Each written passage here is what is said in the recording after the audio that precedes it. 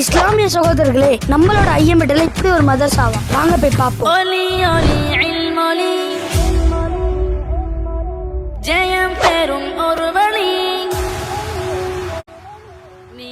அட ஆமாங்க, அஞ்சுமன் அறிவகத்தில் உள்ள அத்தாய அரபி காலேஜில் தான் இருக்கும். உங்கள்கிட்ட 45 பிரான்ச்சுக்கு மேலே இருக்கு. இப்போ நம்ம இருக்கிறது ஐயம்பேட்டை பிரான்ச்.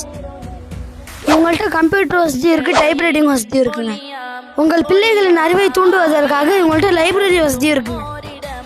அது மட்டும் இல்லாமல் உங்கள்கிட்ட ஸ்மார்ட் கிளாஸும் இருக்குங்க.